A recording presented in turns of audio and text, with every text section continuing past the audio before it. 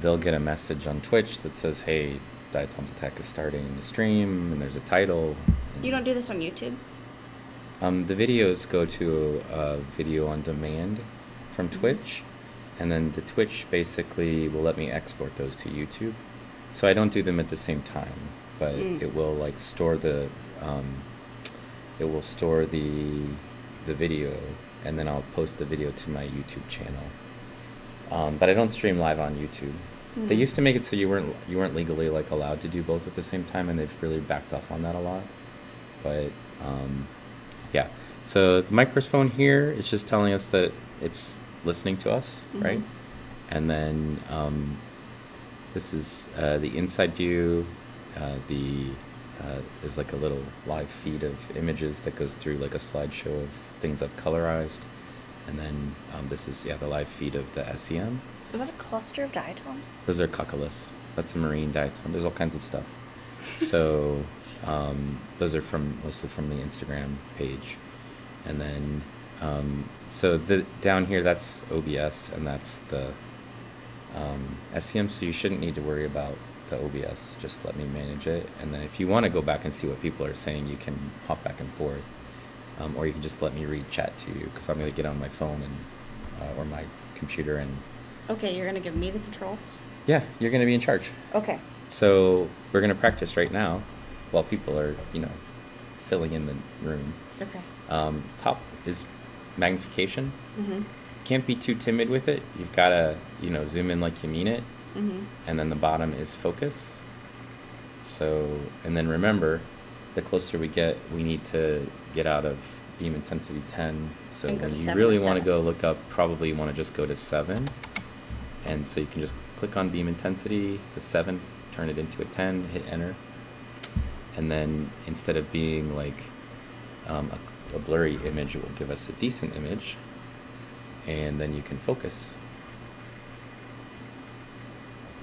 And when it's perfectly in focus, double click, and it'll give us the actual view of that thing. Okay. So, and then zoom out, and we can take a picture. So, to center things, so the main way you move around is the wheel button has a click, and if you click the wheel button, whatever you click on becomes the middle. So the cursor, click on the wheel button, that thing that I clicked on becomes the middle. So if I wanted the diatom in the middle, it moves to the middle. Right? Okay. The middle of the diatom moved to the middle. If I want to look at the top of the diatom, I click down here, it moves that to the middle of the screen. Okay. So if you wanted to move like a normal microscope, you can click in coordinate positions like this. It will scroll, right? It will just scroll across the screen, moving things from one side to the other. Okay. The other thing you can do is sometimes it gets hard to figure out where you should click to make it move, and you can also just grab it and go like, I want you to go there. If you hold the middle mouse button down and pull it, that's it'll how drag. it is with like ArcGIS. You can do just kind of like, that. I want to do you go there. So, But I usually use this to get me to move around, and then the other one to fine tune the positioning, and then it's a puncta. these are puncta, that are areolae, the little C-shaped things, and that is a stigma, and that is so we saw a stigma from the inside, and then we saw the internal expressions of the raphe, and these are the external expressions of the raphe, right? Okay. And then if we wanted to, we could look at the apical pore field. So all Gomphanema should have a stigma. They should have raphe. And then if we go towards the head pole, they should not have an apical pore field. It should just be striae, which are the areolae rows, right? And if we zoom out and go to the foot of the diatom, what we'll find is a whole series of little holes, which are the foot pole. And in Gomphanema, they should be divided by the raphe. It should pass between them and split it into 2 foot poles. Sweet. Yeah, so I got the genus right. 100% Gomphanema. Yeah, turns out I got the genus right. And so Gomphanella and like Gomphanese doesn't have that? Gomphanella has this, but it doesn't have a stigma. Okay. So it's just missing stigma. And Gomphanese has these features, but then it usually has a couple of other things, either an axial plate, or it will be biseriate striae. So these are C-shaped uniseriate striae. If we were to zoom in on the striae, it will be obvious what I'm talking about. Yeah, I've never been able to see the shape of them right. before. So now you can, These ones are like sort of C shapes, or I guess this one looks a little like a seagull or something, but they are, there's a covering over top of the hole. So in the light microscope, it'll just look like a series of dots, but in the SEM, you're actually seeing the covering. But you can see there's like a row of them here, and a row of them here, and a row of them. Those are the striae. And then these are the dots that would be the areolae in the light microscope. And yeah, so you can see those rows here. Those are the areolae in rows that we call striae.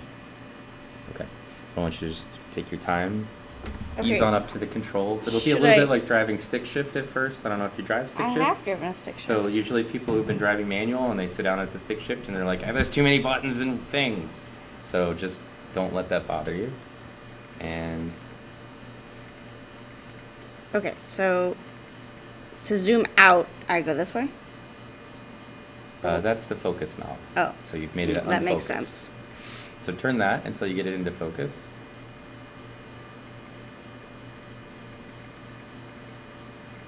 It will be obvious when it's completely focused because it'll look nice and sharp. And if you turn it, it'll get worse, right? So you might keep turning it until you feel like, oh, it's getting worse. Go back the other way a little bit. It's Okay, getting worse. I Go felt back like the it other was way a good little bit. there. Okay. And the top knob is the magnification wheel. So if you turn it one way, it'll get closer, and the other way, it'll get farther. Okay, because my mission today is to find Craig. Right. Find Craig. I am absolutely positive we will find Craig. That is the title of today's stream. I can change the title if you'd like. What is the Find title? Craig. Currently, the title is Live Scanning Electron Microscope with Turtle Diatom Research. Ooh. And Parentheses, find Craig. that's going to hear us talking. You want to put Find Craig in there. In the chat is friends of ours, Jay Scully's, and she said she's here. And then Duck, Duck, Duck, Duck, Duck, Goose, another friend of the stream, and our friend Volcano Doc is here. And Volcano Doc wants to know, who is Craig? Craig is Samothidium sabatomoides CF. And why are we calling him Craig? Because I have 86 species of diatom, and I went through and didn't know species and just assigned them all middle-aged white men's names, because that is what amuses me. Right. And then who are you? That might be helpful for them as well. You don't have to give them your address or anything. You can actually use a fake name if you'd like. That's okay. All right. My name's Jenna. I'm a master's student here at ISU, and I'm trying to look at a dam removal that happened here in Terre Haute and kind of look at a before and after of the ecology of the river that the dam was taken out of. So it's a low-head dam, which is, for people who don't know what a low-head dam is, those are the kind of dams that are just like 5 to 10 feet high, basically, when the river's at its full stage. And they were used, what were they used for in the past? I'll let you talk. They were used for grist mills. So both our control dam and our experimental dam powered a grist mill, which is basically you have all your wheat and you grind it up and you make it into flour back in the 1800s. Yeah, and so people don't typically use the mills anymore for milling things, or at least they don't use the kind that are attached to water power wheels. And so a lot of the dams around the country in the United States are failing, or they're old, or they're in disrepair, or whatever, and they cost more money to replace than they would be to remove, and they create hazards for people. You can talk a little bit about that if you'd like. Yeah, low-head dams, if you go over the top of them, you can kind of fall off the edge, and then, like if you're in a kayak or a canoe, and then the water crashing down will kind of pin you to the bottom. And there have actually been some drownings at the site that was removed before it was removed. It's kind of one of the reasons it was taken out. Yeah, so it's like a useless feature now, and it's a water hazard for people who ride in their kayaks or their boats or whatever over it. And then the local people get kind of mad about taking it out, because they oftentimes were using these as sort of like a place to go swimming, right, where the streams sort of slowed down a little bit, and they can use them for recreational purposes. So there's a little bit of controversy around But it was a very dangerous place to swim. Yeah. So I got some notes for you, which is Jay Scully said, "Hey Craig, they're looking for you." And then Volcano Doc, who's a geologist who studies volcanoes, and obviously she has a doctorate. She streams into Twitch about volcano research. Cool. And so she's a friend of our stream. We have a nice science community on Twitch that just does science stuff, and so I'm gonna shout her out. She said you're amazing, and that's a cool project. Aw, thanks. That's so sweet. And then you maybe talk to them a little bit about how you ended up looking at diatoms for some reason. Well, so I originally came to ISU to study turtles, and I was working with one of my lab mates doing field work for her. She had a turtle project over last summer, and she was just looking at if populations of turtles are different. How do I make this look nicer? So zoom in a little bit. Okay. So, I think this is Bert. Well, you're the expert on old middle-aged white men. And keep zooming in, because Okay. you can't be shy about it. You've got to just act like you really want to see something that's small and in focus. Okay. Keep going. Okay, that's probably good. And then what we're going to do is double-click somewhere where you want to focus things. And you can move that box around if you right-click and drag it. Yep. You can also left-click and make it bigger or smaller if you drag it. So it makes a little left-click. Or maybe it's right-click, whatever, the other button. The other one. Yeah, It you was can make it right-click. resize, sorry. And then now you can focus what's in there using the focus knob.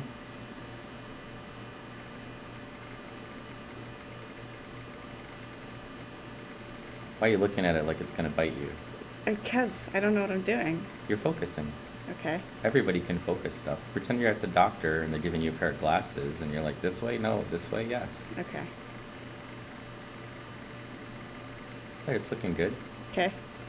Now if you double click, it'll make the whole thing that... Oh, I think maybe it's still a little out of focus. But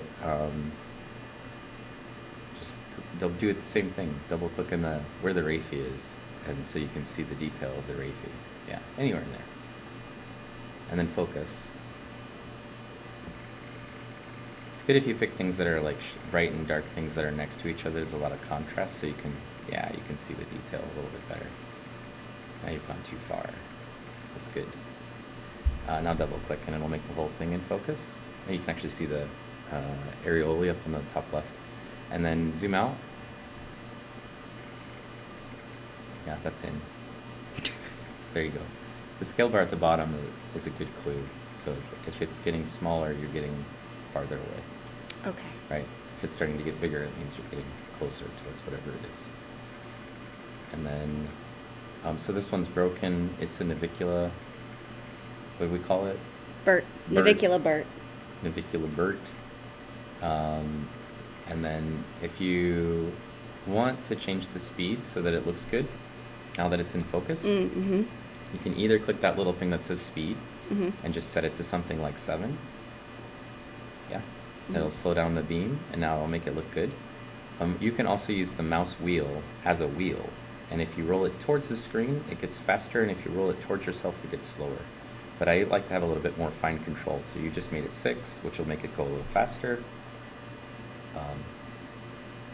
Okay. So it tells you up here what the speed is if you wanted to just click them one at a time, or if you just, like I do a lot of just kind of spinning it, you see things moving and you don't know why and how it's changing. It's because I'm just doing the wheel to move the speed. Okay. So yeah, that is a broken... Do you want this picture? I mean, sure. Doesn't It's up cost to you. anything to take It doesn't picture. cost anything to take pictures. It's the same as running the rest of the machine. Okay. So to take a picture, we want speed 7 probably. So it's going to be a 3-minute picture. Okay. And then beam intensity is already set to 7, so we don't need to do anything there. And then you want to change the brightness contrast so that it's auto adjusted. So it's this thing that says auto and has the little sun and the moon next to each other. Up one, down this one, one. auto, yep, Okay. that one. So that's going to auto balance the image for the speed that you have it. So that's the important part. So like if you change the speed setting, it won't be balanced correctly. And if you make the speed very fast, it has that sort of like staticky snow like an old TV. It thinks that the bright spots in that are actually bright spots in the image, so it usually makes it too dark. But this should be geared correctly, and then you can just click the thing that looks like a scanner with a download arrow. This? Yep. That takes the picture. For our audience, they can't see it when it's half on the middle of the screen like this. It needs to be more or less where the scanning image was. Like over here? Yep. And it's a little too big, so if you use the mouse wheel while you're holding over it, it will shrink it and grow it. There. Now they can actually see the whole image while it's... So if you click on the little black circle again thing at the bottom, you can see what they can see. Okay. So if you have it in the middle, it'll be cut off halfway, so we always have to reposition the image so they can kind of see what you're doing. Right? Okay. Yeah. Yeah, good? Good. I'm going to read some more stuff at you.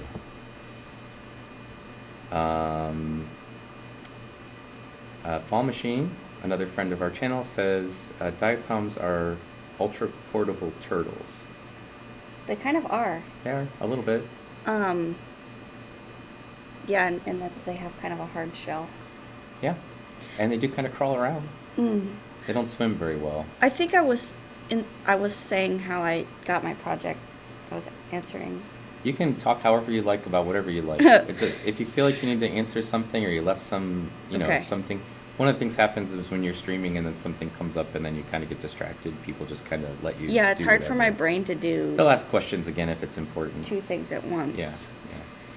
Yeah. Okay, so I was helping my lab mate Sarah with her project. We were looking at turtle assemblages above and below. She had 7 low-head dams in the area, and we visited each dam twice over the summer and fall, and we did all this like in a canoe, and we were trapping turtles in turtle traps.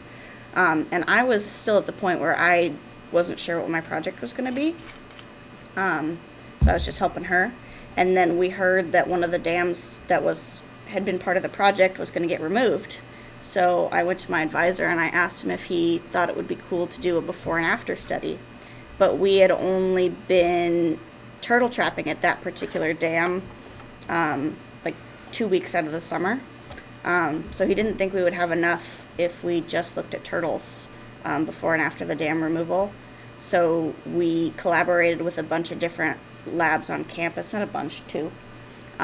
So I talked to, there's a lab on campus that monitors like crayfish and captures crayfish. And then I got in touch with Dr. Stone, who obviously looks at diatoms. And so now we have like a whole food web assemblage thing going, looking at three groups of organisms. And also I'm looking at like habitat measurements of the stream and stuff. So we have some environmental data, and then we have basically a set of sites from above the dam and a set of sites from below the dam that are more or less equal distance, right? Yeah, they're all 100 meters apart. 100 meters apart, leading up to the dam, and then 100 meters down the stream from where the dam was. And it's not there anymore, so just click OK, and then type what you want for the title to be.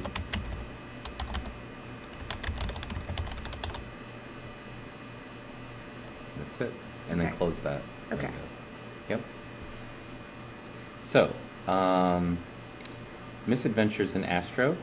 I think they're also a science streamer, a newer one, or maybe we only know them more recently. They said, ooh, electron scopes. Yes, we're looking at stuff in electron microscope today. This is my electron microscopy lab that we're sitting in. Sometimes we look at things in the light microscope. Sometimes I think just looking at birds and stuff. I have cameras that I use instead sometimes. Sometimes it's in a scanning electron microscope. So we're doing a little bit of outreach about Jenna's project, so she can have some time on the SEM to image some diatoms that she's been looking at in the light microscope up to this point. And so this is your first time using, actually even seeing the SEM in use was about a half hour ago. And she's been using it literally since the stream started, which isn't that long ago. And you can see how good she's doing. I'm hardly even telling her what to do. She's just out here pushing buttons and making stuff happen. I'm looking for Craig. Looking for Craig, right. Yes. In search of Craig. Here's some diatoms. Nothing more variant, that's a name. It said tiny stuff. We'll definitely have to watch tiny stuff. Yeah, so Craig is only about 5 to 10 millimeters, or micrometers, sorry. Right, very small. So there's 1,000 microns in a millimeter, and a millimeter is the smallest unit of measurement on a typical ruler. So, if we were to take one of these, the side that has the metric on it, with the numbers that just go like up the scale, on the smaller side of it, the smallest one on there would be a millimeter, and if we subdivided that 1,000 times, that's 1 micron, and the diatom that you're looking at is 5 microns. So about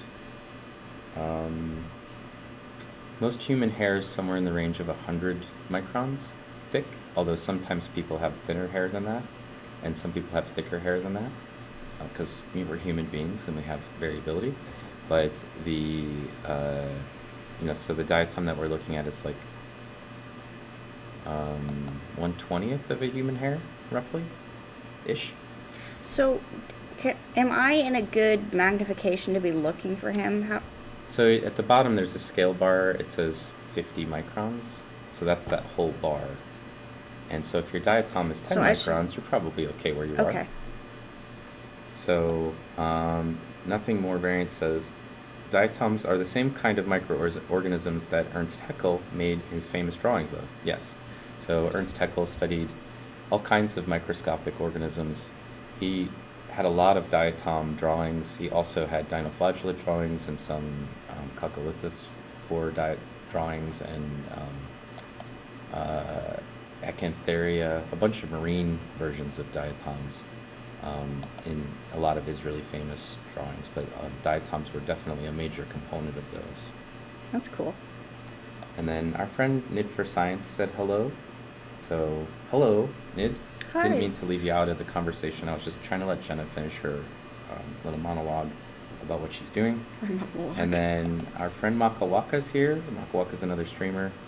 So I'm going to give Makawaka a little shout out, and Nid here in a second. Makawaka does like travel streams where he just walks around his neighborhood and sort of outdoor travel streams. Cool. Mostly just walking around the city where he lives, and then at least the ones that I've seen, and chatting with people while he does it, which is kind of cool. So all kinds of different types of streams. It's also your first time on Twitch, right? It is. You don't have an account or I don't anything. have a Twitch account. She didn't have any kind of access to it, and she was just like, how many people are going to be at this thing? There are 13 people in the channel currently. Okay, cool. So that's not so bad. I don't know. How many is it going to, if it starts to be like 100, is that going to bother you? I'm okay. What if it's like 1,000 people came in? Would you freak out? A little. I've never had 1,000 people, so if we get 1,000 people, I'll be excited, but you probably won't notice any difference in my tone. So, can people in the chat like help me? Like with what? Like if I go over a diatom. We're looking like for. They can help you look. We're looking for an ovular. We're looking for something round. And small. Shaped sort of like a rugby ball. Yes. Although I don't have very much experience with it. So can you click on beam intensity and change it to 10? That will make it easier for you to see. So scroll up here to the box. Okay. And just change it to 10 and hit enter. It'll make it clearer for you what you're looking at. Okay, because 7 is for when we zoom in. 7's for taking pictures, really. Okay. Or for zooming in, taking pictures. And then, yeah, you might want to focus it a little. But you can just kind of scroll around at 10. And if you, like I said, if you use sort of the cardinal points on the image, it will move east, west, north, and south, essentially. Mm-hmm. When I was playing around rotating it, I never rotated it back, so that's why it's like 60 degree is north instead of 0 okay. is north. That doesn't bother me. No, okay, good.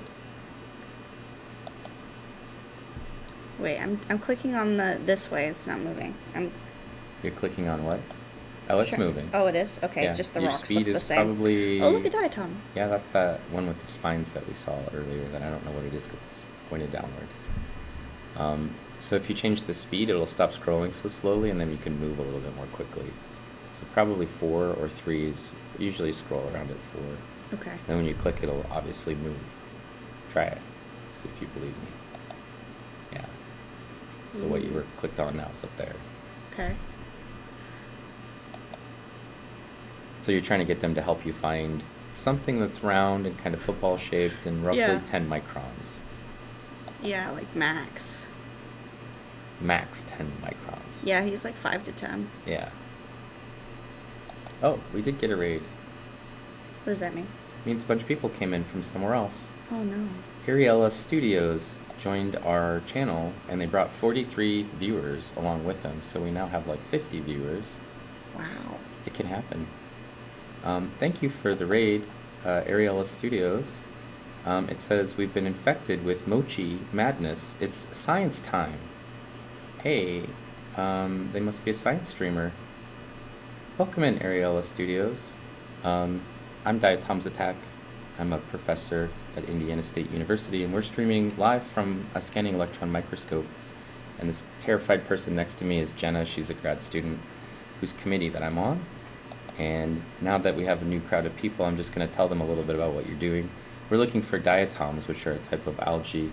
These samples were collected from a river, and her project for her master's thesis is looking at the effect of taking out a low-head dam from a river system and looking at turtles, crayfish, and diatoms from the upstream environment from before and then from after the dam. And you found something. There's somebody, yeah. Can we zoom in and take a look at him?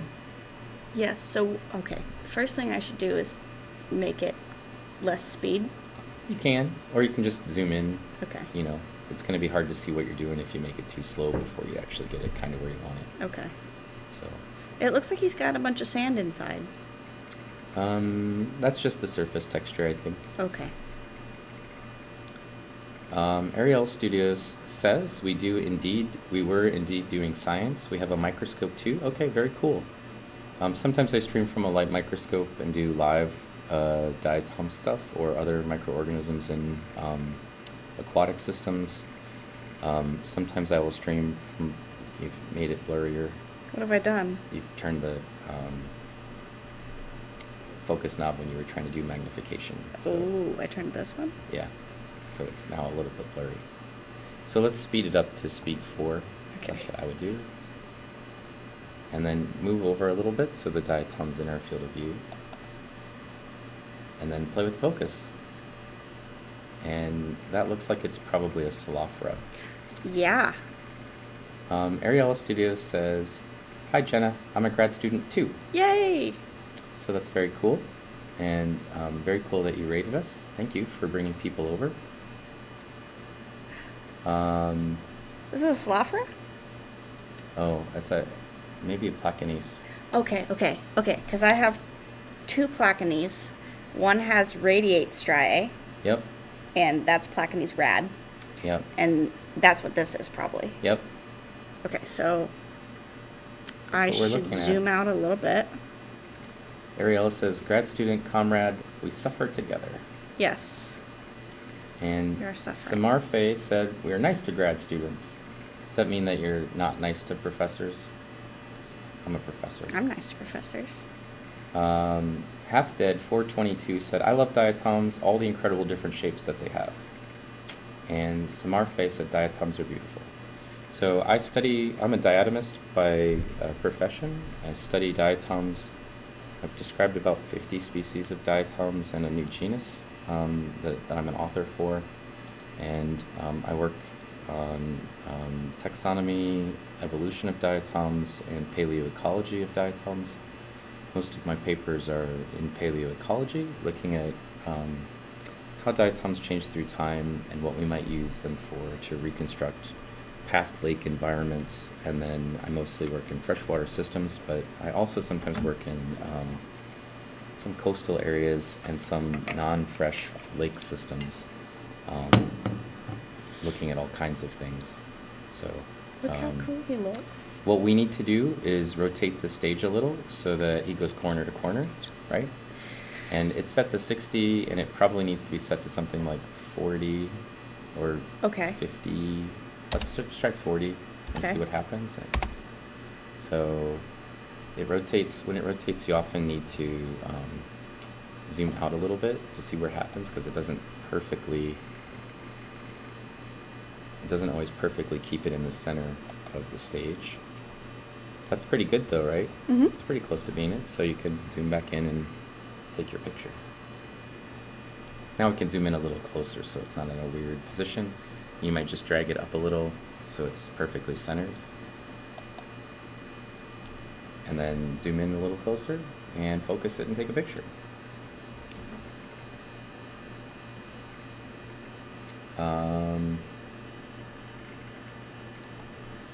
Let's see. Nothing more variant says defend and protect all the pretty diatoms. Ultra Scientism says, can you accumulate exposures to remove noise? You can, but the noise that you're seeing is actually because the scanning electron microscope is taking a scan across the image at a very high rate of speed, and when we slow down the speed, it actually clears up a lot of the issues. So if you think about it as like, it samples point by point and scans across, and when you see the very low resolution images, it allows us to move it around and see what's going on, but it spaces the distance between where it collects information very widely, and so we end up with sort of like a snowy appearance to it. And then you probably want beam intensity 7 and speed 7. Yes, you're so right. That's 70. Ooh, what would that do? It only goes up to 20, so it would stop at 20. Okay. And then brightness and contrast is the only other thing that Auto? you need to do. Yep. So you can actually use the SEM and have it take 2 sets of, or more of exposures, and then it will clean up the image a little bit. But it's actually just as easy to change the settings so that it does what you want it to do without having to go over the thing more than once. Okay. So I would just really quickly change the speed to 4 to make sure it didn't move it off of the screen. It doesn't seem like it will. Yeah, and then just change it back to 7 and take your picture. Yep. And then put it in the center so they get it. And then later on we're going to figure out, probably not during the stream, but in Jenna's spare time, she's going to figure out what this species is. So you want to use the mouse wheel. My spare time. Yeah, the scrolly wheel, not the... Oh, sorry. Yeah, because you're just making it smaller. Now you're making it smaller altogether. Right? Okay. Yeah, in your research time, you're going to figure out what this is, right? So yes. We know it's a Placanese. That's the genus that it belongs in. It's a freshwater diatom genus. And then, what'd you call this one? Rad, for radiate striae. So if you look at the striae, they radiate out from the center. So we call that radiant striae or radiate striae. And they actually curve a little. So the ones in the center are radiate curve, and the ones as we go farther out radiate away from the center. So we use that to help identify it, and then we'll use the outline of the valve and the density of the striae. And with the scanning electron microscope, what we're seeing, what would be little dots that you see here, would just really just look like a line because they're so close together in the light microscope. In a scanning electron microscope, we can zoom in enough that we can actually resolve the dots, and we can measure how far apart they are from each other. And that will give us more information about what species it is. So we can get it to genus pretty easily, or rather I can, and you did. And then to get it to species usually requires us to have some really exacting details to separate one Placanese from another Placanese, basically. So nothing more variant says, I was on March for the UC Berkeley Grad Student Union for a while. Oh, cool. You have a union?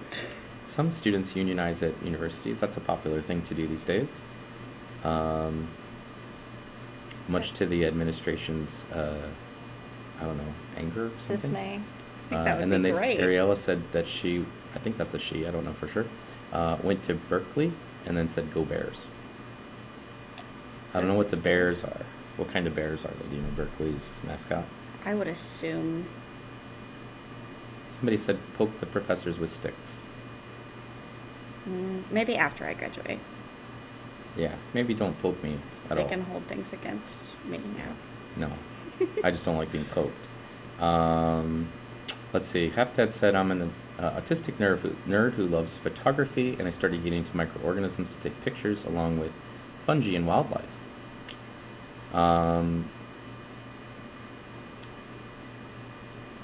Let's see. Can't trust Nobel Prize winners.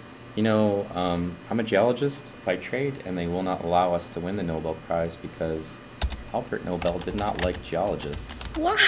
and as a result, refused to recognize our science in the possible people who could be awarded the Nobel Prize. So there's zero chance I will get a Nobel Prize. So, you know, That's depressing. something to keep in mind. Also, just as a note, Albert Nobel helped create dynamite. That's what he's known for. And dynamite, because he didn't like geologists, but they were the people that were using the dynamite mostly to create mines. Dynamite is composed of, original dynamite was composed of diatoms plus nitroglycerin, and the diatoms were used as a stabilizing agent that basically kept the nitroglycerin from reacting, and then a blaster cap. So you have like a long fuse, and then what it does is it smashes the stuff together, which causes the explosion. So nitroglycerin, when it's volatile, when it is when it reacts basically, and that chemical reaction causes the explosion. But the diatoms are the part that keep the dynamite from blowing up. So Nice. the nitroglycerin from interacting with itself. And in the original dynamite, it was diatoms plus nitroglycerin basically that made dynamite. Look at this guy. Yeah, it looks like a nidium maybe. You have a nidium? Not that I know of. Well, now you do. It's focus stacking. You can do some sort of focus stacking, like I said, in real time. In my light microscopes, I have a Z stacking that will do actual Z stacking, where it will give you multiple layers of focusing, and then stack them together down to like the image that where everything is in focus. In the scanning electron microscope, it's scanning across the surface and it's doing the topography. It does function in the same way that a camera does, though. There is a depth of focus. So we're very close to the specimen. We're about 5 millimeters from the specimen. And our depth of focus at this height is, at this magnification and this height, is roughly about 16 microns, which means things that are bigger than 16 or bigger than 32 microns will be out of focus completely. Big old You know, from the neutral position, Sorrel, you mean? Yeah, I didn't. From the neutral position, you'd have 16 microns, basically, depth of focus up and down. And the closer you are to things, like with an actual camera, the depth of focus decreases. So there's a lot of comparable components between a scanning electron microscope and an actual camera. I'm also a photographer, so like I'm used to thinking about how I want an image to be based on aperture and speed and that sort of things, but depth of focus is a primary control that your aperture has on the camera. So, but I usually, the things that we're looking at are so small that it's hard for, unless I'm very close in, to have much of an effect of depth of focus, just because it's using electrons rather than light, so there's a whole different kind of level of focus for that. So I'm worried that we must be missing Craig's. there's Craig's in here, I'm sure. He's supposed to be the most common thing. Ariel Studios wants to know, how did I decide to start teaching students on stream? I've never seen that before and I love it. So I've been teaching people from this, I'm pretty much the only person on Twitch who can stream from a scanning electron microscope, because it's my scanning electron microscope from my lab. And so I've been doing this for something like 3.5 years. Started during the pandemic. I thought, well, it would be kind of cool just to show people stuff from the scanning electron microscope. I was streaming a little bit from my light microscope, and so I figured out how to do it. I had some friends that had an interview with somebody on Twitch, and that person doesn't stream anymore. It was a tiny world. And then I started talking to them about what you need to do in order to do this. And I am a introverted scientist type, so I do not like typically having my face in front of people and talking, and I'd rather just have whatever it was I was working on be on the screen without anything showing for me. But so I had to get over that part of, like, to be on Twitch, you kind of have to show your face or people don't want to watch your channel. So I kind of had to get over that. I wasn't nervous, I just, I felt weird about it because I would rather just show people what I'm doing. But I have a lot of students that work in my lab, and so I've had this very long tradition of having my students run the SEM so that I can interact with chat and ask them questions, and they can just do the part the science part while I just handle the like people part. Because I've been doing it for long enough that I feel like this is easy for me to do. I'm very comfortable talking in front of people now. I actually feel like it's something beneficial for my profession to do outreach because, one, I'm more comfortable talking to people who don't oftentimes know anything about science, and also it helps me organize my thoughts. And a lot of times I'm working by myself, so I kind of got used to multitasking in a way that students are still trying to learn how to use the instrument probably can't do. Mm-hmm. So, I can just ask Jenna questions and she can answer them, or people can ask questions and I can relay those to her. It's a little bit easier. And sometimes I'll do the opposite where if I have a student who doesn't want to be running the machine, or if I'm doing something, I sometimes will have a student just kind of hang out with me and we can talk about the research and they can read the questions and answer chat. So, but I wanted Jenna to actually get some time to use the SEM. And because it's my SEM, we have rules for who can use it and when they can use it. And one of the rules that I made that we hold to is if it's outreach, there's no charge for anybody. So it's a way for us to basically talk to the public about the science that we're doing. And a lot of the students that are in my lab are doing various things. And Jenna's not even in my lab technically. She's a biology student. But she's in my lab kind of a lot right now, learning diatoms. So normally she's a turtle expert, right? Try to be, yeah. So, but she's cross-training as a crayfish expert and a diatom expert, and she's going to get good at all of it.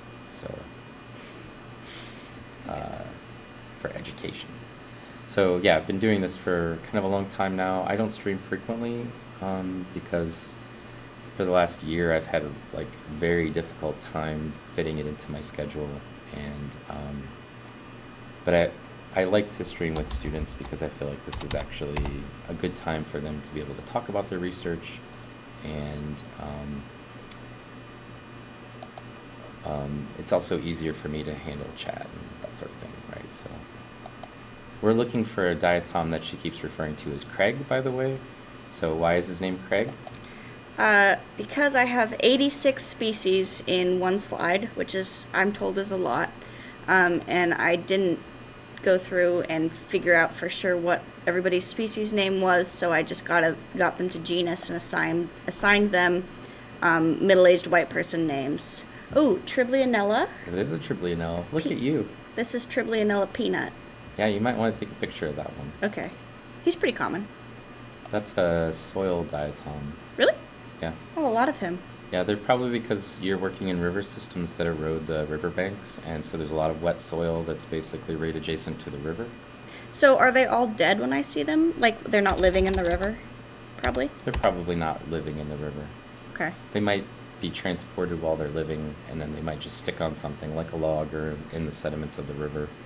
But that's probably not their primary habitat. They're probably primarily riverbank species. Okay. So one of the things that's cool about it's because the speed is really slow. Yeah, okay. So if you just speed it up a little bit, then you'll be able to probably 4, and you'll be able to focus and zoom and do other things without having to worry about it. Okay. Scanning Is he in a good? I mean, it's pretty good as far as I'm concerned. You might get a little closer. Okay. And you might want to get close and zoom in and focus and then zoom back out. That's what I usually do. I forgot how to do the boxes. Ultra Scientism asked me probably a while now ago, do you use machine learning and classification of diatoms? We do not. I had a student who was a GIS expert who tried to do some machine learning for diatoms. The problem is there's a couple of things that make it difficult. One is that there are, you rolled the mouse wheel towards the screen. One of the problems is that there are basically hundreds of thousands of species of diatoms, and so the classification is not like, that's a tank and that's a car or whatever.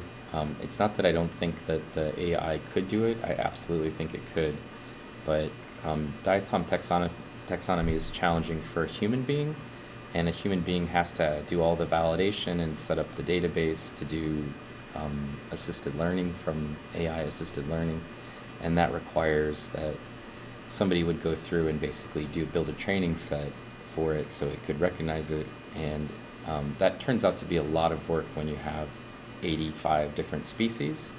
And also they're three-dimensional objects, so like any other three-dimensional object, so you'd have to probably train it kind of a lot. It's not something, in light microscope they're pretty easy. They often land in the same position, but sometimes there's angles and stuff that they might look very different. I don't know how to make this box go away. Double click. Yep. Okay. So now I'm going to zoom out and it'll be like... Yep.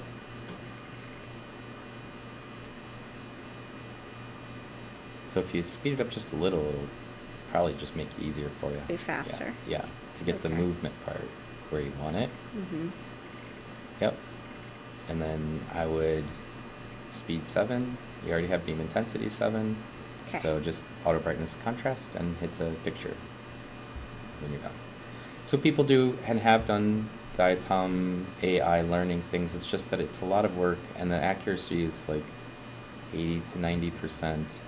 And for a lot of diatom work, that's not quite good enough for what we need. And there's a lot of species that are challenging, even if you're a human being, to separate without a scanning electron microscope. And so it would be very difficult for it to be set up. And the real issue isn't that we can't do it. I think we can do it. The thing is, why would we? When it's something where you could potentially get an economic benefit or even a scientific benefit, the problem is every sample is going to probably require a separate training set, and every system that you would move to probably would need a separate, different training set. And so unless you were looking at a lot of samples that didn't have much change in the species, then it would be probably not super useful. So yeah, people ask me this question frequently though. So are the forms of diatoms really old, or have they developed a lot over time? Some of them look like a bit like pictures of early cephaloid creatures in Dickinsonia with their radiating symmetrical body planes. Diatoms are thought to have evolved in roughly the Jurassic time period, or late Cretaceous time period. So they're about roughly as old as dinosaurs in terms of evolution, the late stages of the dinosaur periods. And they were thought to have originated in the ocean and then basically invaded freshwater systems and terrestrial systems, and multiple invasions likely occurred over that 200 million year period or whatever, 660 million year period. And then they really sort of started to take off in freshwater systems about the Eocene. In the Miocene they become much more abundant. And then in freshwater systems today, they're basically like the primary food source for almost everything that lives in every freshwater system. So, but they almost always have some symmetry, and that's like a hallmark of diatom diversity. So, as I mentioned, there's something like hundreds of thousands of species, although we've only described about tens of thousands of species. So there's a lot of work yet to be done in this sort of realm of understanding the science a bit more. Okay, so Ariel just said, by the way, feel free to ignore this if you know it already, but there's a background buzz, and I'm pretty sure you can eliminate with a couple of clicks. So the background buzz is actually not the microphone buzzing, but it's a pump over here, which keeps a vacuum on the scanning electron microscope. And if I take out the buzzing noise from it using like the tools, it works until I start talking, and then basically when I talk there's a buzz, and when I don't talk there's no buzz, because it's actually in the room with us making a lot of noise. So it's just like a noise people have to get used to when you're using a scanning electron microscope. I often, when I work and I'm not on stream, I just put headphones on and ignore it. But this room has always got that buzz because it's a pump that's running next to us. The chamber in the scanning electron microscope always has to have a vacuum to remove air from the chamber so that the electron beam doesn't interact with air. So I know that's there. Some people get annoyed by it. I actually kind of think some people like it as a white noise background sound. I have mixed opinions about it, but I feel like it's an authentic sound for the noise that the scanning electron microscope pump makes. So you get used to it as a scanning electron microscope person. Maybe it's a little annoying for people out there. Not to just trying to help out with why we have it there. because it's like a sound of the lab, really. So I'm super far behind. Oh, Ariel is a she. Okay, good. I just assumed from the name, which is probably a bad idea, but it's what I did. It's got a grudge, yeah. A microscope, yeah. Oh, hi, Last Miles. Let's see. Didn't he also have? I think he did also have some other groups that he refused to let have the Nobel Prize. So I usually ignore the Nobel Prizes. What about ecologists? Can they I think ecologists can win it. Okay. It's just us geologists they didn't like. Although I technically fit between geology and ecology, so Yeah. I don't know how he would feel about me. I'm also a taxonomist, but I don't do a lot of that kind of science that gets all that kind of attention. I do a different kind of small science, but really little things that matter to me and people who want to reconstruct climate and want to figure out how ecosystems work. And I thought this was a diatom at first, but now I feel like it's junk. it's a diatom with a piece of junk. It's like mixed in with the clay.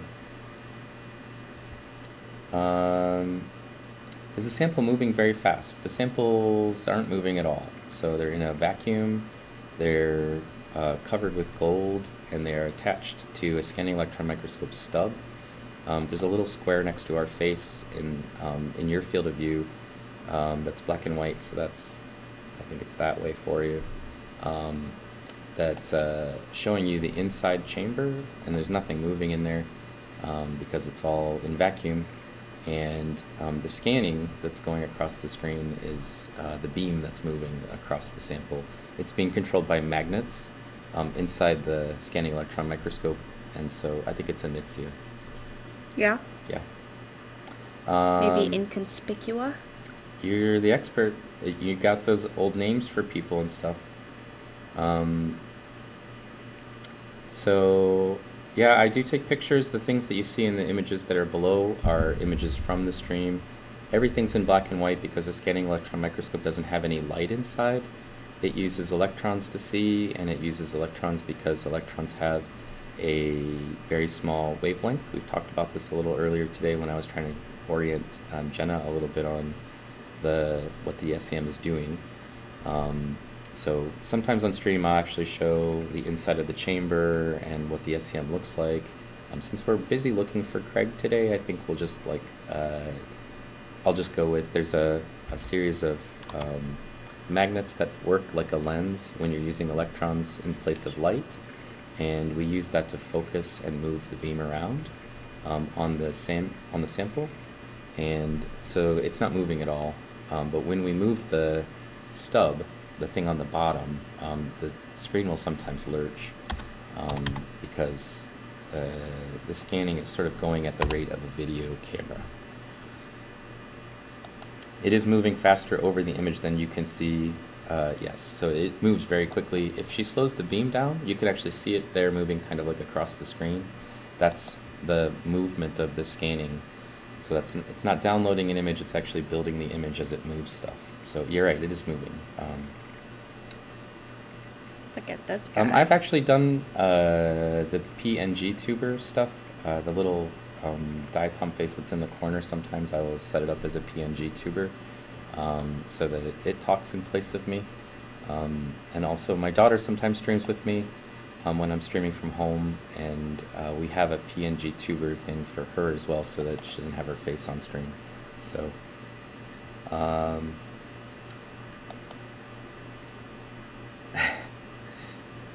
I don't do hot tub streams, so that's definitely not going to happen. Turtles are very cool. That's what Samar Faye said. They are very cool. And they're very ancient. Ariella says, middle-aged white man names I'm dead, and with a LOL face. Thank you. They amuse me as well. And according to her, yes, all diatoms are middle-aged white people. So are all turtles. You name your turtles after old men? No, because I always know their species. Okay. But they act like very old white men, actually. I don't know anything about old white men. Oh, okay. I'll just cater to your understanding of them. What is common in all species of diatoms? All species of diatoms have a single cell, So they're just they're unicellular organisms. They have a silica cell wall. So, like, plants have a cell wall for individual cells. For diatoms, the individual cells are composed out of silica, so that's their skeleton. It's a sort of impregnation of the cell wall, and that's what the shapes that you're seeing are. These samples were collected from a river, and Jenna very terrifyingly filled them with acid and oxidizers to kill out all of the diatoms. And so what you're looking at is their skeletons. So this is basically like a graveyard of skeletons. And so that's the silica part, is their cell wall. The cell wall is composed of two halves, which we refer to as valves. When it's all together, it's called a frustule. And each one of the halves has a series of girdle bands which connect it to the other valve.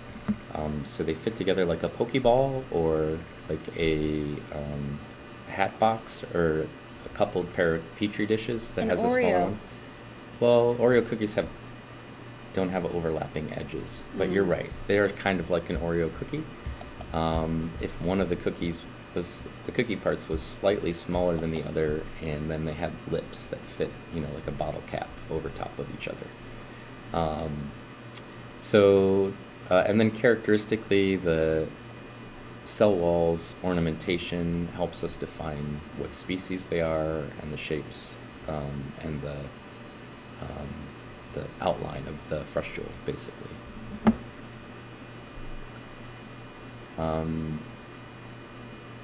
They do have a hard outer shell that's out of silica, yeah.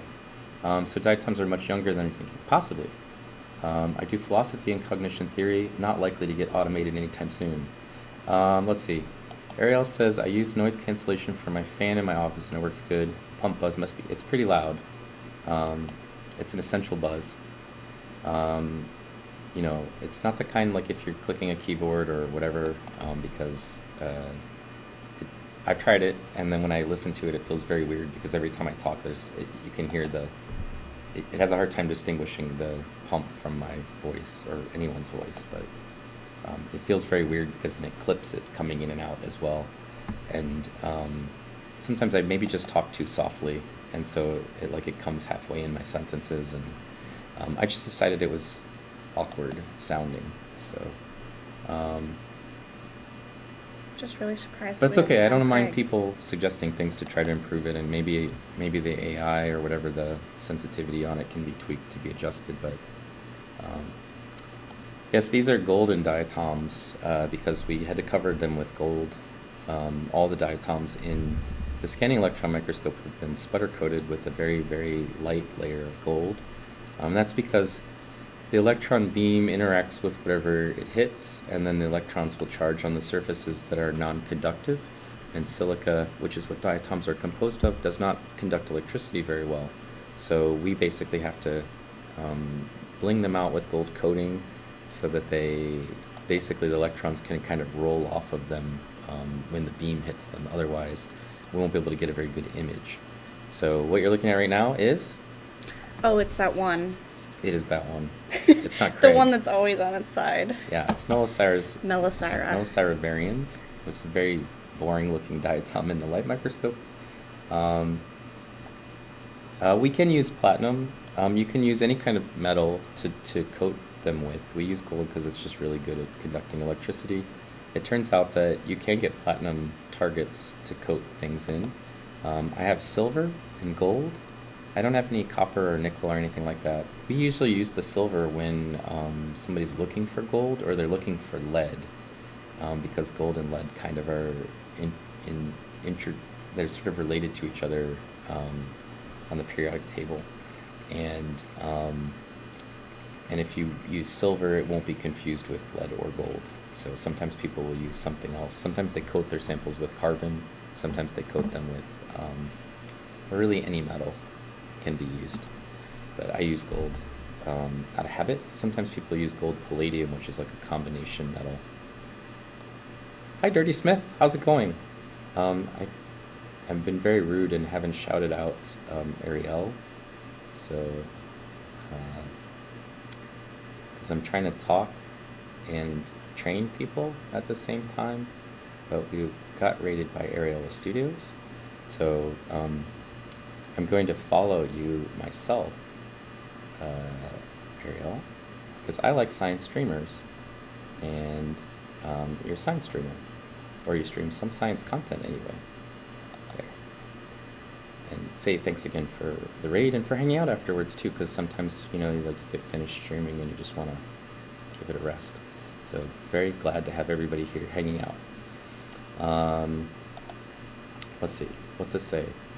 You've done a Diatom VTuber. Yes. And I actually for a while I did a VTube character that was doing sort of educational things. I was talking about extremophiles a lot. So I did a bunch of research on extremophiles. I teach a class for one of my classes is extreme aquatic environments. And people are very fixated on water bears, of course. So I talked about all the different sort of extremophiles on there, organisms that are capable of being exposed to very high radiation and high temperatures and cold, and a bunch of the weird organisms. I did one on the parasitic organisms, the sort of mold that takes over ants, and the relationships that these weird animals have that have whole life cycles built on the parasitism. So it's like zombie parasitism. But I did these sort of VTuber educational videos for a while. So we had like a university of VTuber characters that I was doing. It was kind of fun. I think those are still on my YouTube channel. So are diatoms as small as plants get, or are the plant versus animal distinction suitable when we're talking about tiny unicellular organisms? Nothing more variant. Diatoms are not plants and they're not animals. They are what people usually call algae, but that doesn't mean a whole lot. It just means that it's single-celled and it has chloroplasts. But that's not a true scientific grouping, because it includes a whole bunch of things that are, not very closely related to each other for the most part. Hey. There's a big old gomph. Or I not. don't Not think a that's a gomph. Gomphanema. Enumastis, maybe? I'm not sure. We're looking at the inside of it. Oh, it's probably a planethidium again. So they're not plants or animals. Algae are their own thing, and many of the algae are even different from each other. Diatoms belong to a group of things usually referred to as golden brown algae or golden algae sometimes, and that's also just like a mishmash of things that make pigments that are similar to each other. But the group that, like, if you wanted to break it out into a group, they're called straminophiles. So straminophiles are like characterized by a whole bunch of things, the pigments included, and some of them used to have these like hairs, like cluster of 3 hairs and stuff, but many of them have gotten rid of those since then, including the diatoms. They don't have the 3 little hairs that are usually found with the rest of the straminophiles. But they're not plants and they're not algae. I mean, they're not plants and they're not animals. There's something else. So there's more choices, right? Like, fungi are definitely neither a plant nor an animal. There's other things, right? So belongs in the other thing category. They kind of function a little bit like plants in that they have chloroplasts. They can crawl around, which most plants cannot do. They are single-celled, which all plants are not. They don't have any sort of a vascular system, which is how most plants are. So like it separates, there's a lot of things that kind of separate them. And then, plants don't have silica cell walls. They just have multicellular walls made out of carbon. Should we go to the other? You can if you'd like. Not while we're in the middle of taking a picture, you can't. That's true. So the same stuff as diatomaceous earth. Yes, diatomaceous earth is basically samples of lake sediments or rock sediments that basically have just the skeletons of diatoms in really high concentrations, usually something like 90% or greater. Just diatoms is usually what we use to separate what we call diatomite, or what's commonly referred to as diatomaceous earth. So, and then people use it to like get rid of pests. They sprinkle it in their garden, get rid of slugs, or they put it on ant hills to get rid of ants. And most of the reason that it works is the same for both of those, which is that it either sticks to or cuts ribbons, cuts the things into ribbons that try to walk through it. So it's very sharp. It's like putting down a bunch of glass next to the ants, and then if they walk in it, basically either cuts them. Disembowels them. It either cuts them or it gets tangled up in their arms and legs and they can't move. So it's like a way of deterring them by killing them, basically. And then it does Rock. similarly does things. Oh, hi, Rock. He's out here telling us what it is. Planethidium, yes. That's an internal view of a planethidium. Right.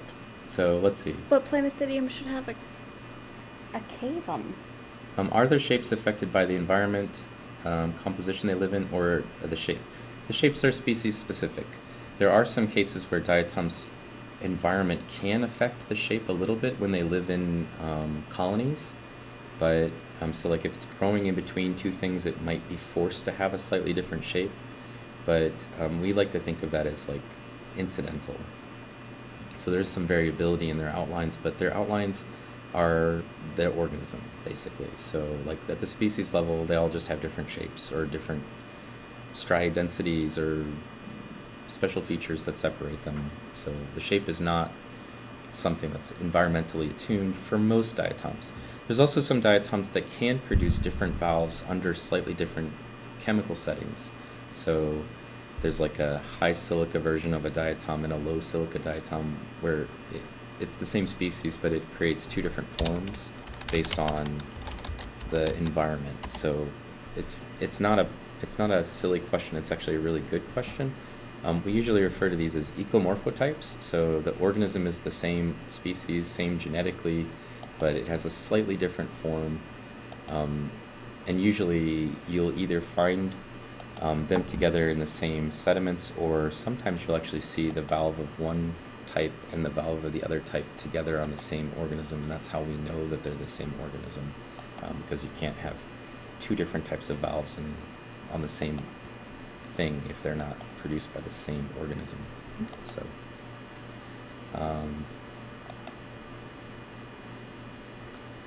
thank you for the follow. Let's see. Variety streamer, science streamer, they're MD, PhD, finishing up their molecular cell biology PhD. There you go. Very smart people. And they do have to head out. Their ride's here to pick them up from the lab. Okay, well, great. I did follow you, so I'm looking forward to sort of checking out your stream. And Ariella, if you're still around, thank you for bringing people in. Jenna, super excited to have 40 people she doesn't know watching her 40. Figure out how to use a scanning electron microscope in front of you. Never done before. Yeah, it's okay. You're doing great. Well, I haven't found Craig. Let's see. Diatoms stand out from the rest because they attack. Actually, they don't attack. It's just what's funny about my name. So I'll just think of them as little unicellular buddies with cell walls. Perfect. Dirty Smith, welcome in. I saw you there. I use it to clean up some oil spills in the shop. That's actually another reason why people will use it. It's an abrasive, so it can be used for a bunch of different purposes, but it's very dry. And if people handle a bunch of diatomite, the actual rock, oftentimes they want to wear gloves because it sucks moisture out of things. It's desiccant for a lot of things. And also, a consequence of that is if you ever get those little packages in your stuff that say like silica gel pack, they probably mean that's a diatom pack. That's probably a bunch of diatoms in there. How come they say do not eat? Because you shouldn't eat silica. It's not good for you. Despite people eating diatomaceous earth as a dietary supplement. Probably doesn't do anything for people. They learn pretty quickly not to cross it, exactly. That hurts. I'm not going that direction, probably. So let's see. The little patterns on the surface of the diatoms look like repeating clusters of interconnected lines are those valves. Those repeating clusters of lines are usually holes, or we call those striae, but that's just a Latin word that means stripe. And the holes are just a connection to the external world. So is this Craig? I don't know. It's real small, and I got excited. Well, we need to probably zoom in, and then my guess is The beam intensity needs to come down as we get a little closer, but it also I did looks not like put it at 12. that's magnification. This is a beam intensity. So Oh, okay. you did not put it at 12. I agree. Okay, so I need to put it at 7. That's where I would put it. Okay. That will clean up the It's image a either little 7 or bit, 10 and then you're for going to me. zoom in, and my guess is it's got junk inside the valve because I can't see any of the detail. But you can try and focus it. My guess is it won't produce anything useful, but maybe. Wow. Well, you got to focus it though. Okay, okay. You got to at least give it a shot. Yes. You probably wanted to just leave it at 4 to focus it. But at 4, I can't really see what's Yeah, happening. it's okay. You can see. Double click, and then turn the focus knob until it's in focus. It'll get better. There. Like that? It's getting better already. More? And then it'll get worse. Okay. Like that? Is that good? Maybe. Maybe? Yeah. Double Okay. click and let's see. Okay. Okay, yeah, that's a lot Yeah. better. So what happened here is the girdle band, it's this little loop on both ends. The girdle band's laying in the field of view. Oh, no. So it's laying right where the Raytheon would be. How do we measure how big it is again? There's a measure button. Go up to tools and measurement, and then this thing. We just click and drag, and then you click again. That's the right size range. Very, very tiny. It's probably Craig. We probably found So, Craig, but he's okay. hiding under his own girdle band. How dare he? I know. There are He's very 2 shy. Samothediums that one's more ovular, and that's Samothidium oval, which might be this. And Might be. Craig is more round. Honestly, this might not be Craig. It looks like it might be a Salafra. Just guessing. Should we take a picture? What should we do? I wouldn't, because I can't see any of the details. Mm. It's got junk inside of it, so Mm-hmm. challenging for us to see the details. Okay, Martine Den says, it's interesting, I heard you were talking about ML in machine learning and classifying diatoms and the challenges, but there might be another angle. Environment, yes, it shapes the interactions and allows us to research adaptations on a molecular level and epigenetics and universal level, from which we may derive some genetic principles. So, in most cases, the problem is that we don't necessarily know what environmental component is causing it to have a different shape. In some cases we do. In some cases we know what the phenotypic expression is sort of turning on or being turned on by in the environment. Oftentimes it's salinity or nutrients, and those things are often related together because silica is a nutrient for diatoms and salinity is usually a deterrent for many of them, depending on whether it's like a change in salinity or whatever. But it's some combination of those things, like silica concentration or salinity, and for different species it's different components that can change in the environment that can affect it. So I'm not a genetics person, so I study the ecology and the physical structure, less the biology. So I usually get rid of the cellular stuff at the start of what I look at, or they're fossils that I'm looking at, and so there's no cellular stuff around. So the question that you're asking is probably just a little outside of my field for answering it comfortably. There's food-grade diatomaceous earth, but is for parasites in or in animals we consume, or around pets in case they ingest it. I get it at feed stores. Oh yeah.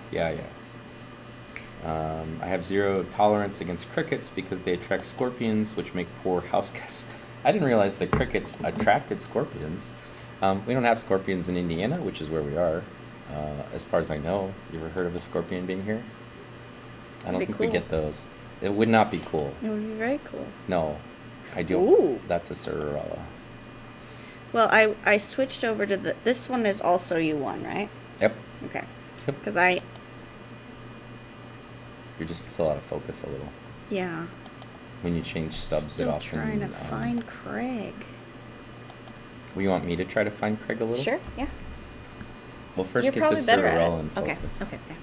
I've got a lot of experience finding diatoms, so...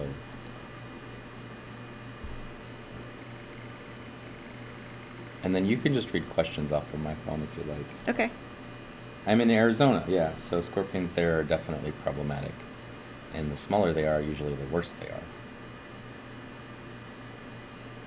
Is this Sororella in Girdle view. Girdle view? That's the girdle band you see running right down the middle of it. Yeah. Mm-hmm. Want to change places? Yeah. Okay. You can just scoot over here. And I'll Oh, scoot that's over true. there. Our chairs roll. Yeah, we've got rolly wheels. And I will do some stuff, and then you can just answer questions. Okay, if you find Craig in like 4 seconds, I'm gonna be so mad. That might happen. If you want to get mad now, you might just go ahead and do it. She says if you want to meet scorpions, they're here. Don't pet them. Okay. Yeah, I don't pet scorpions. I lived in New Mexico for a while. We did have scorpions there. Do you have venomous ones? Aren't they all venomous? I bet that some of them won't kill you though. Like the water scorpions aren't venomous, but those aren't even the same thing.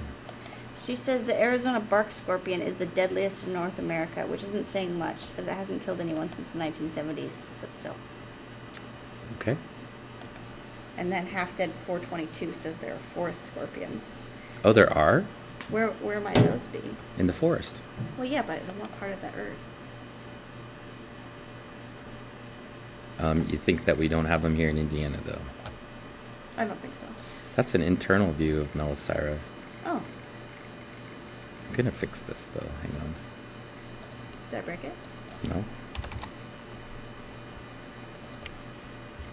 Okay, do you just go through and read every single comment? If I feel like Is it, that the protocol? you can do whatever you'd like. Okay. The streamer gets to do whatever they want. If they feel like ignoring people, they can. I generally just let people say things and respond to their questions. Okay.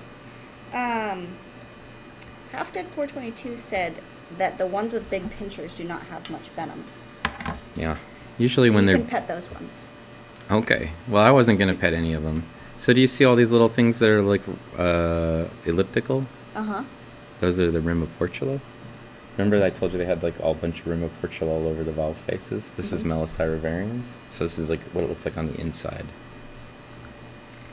It's not Craig, but it is Melisira varians. Cool. So... And you hardly ever get to see it not girdle view. Oh, that's true. So this is special. Yeah, it's pretty special. Usually you got the girdle around it. I need to fix this though.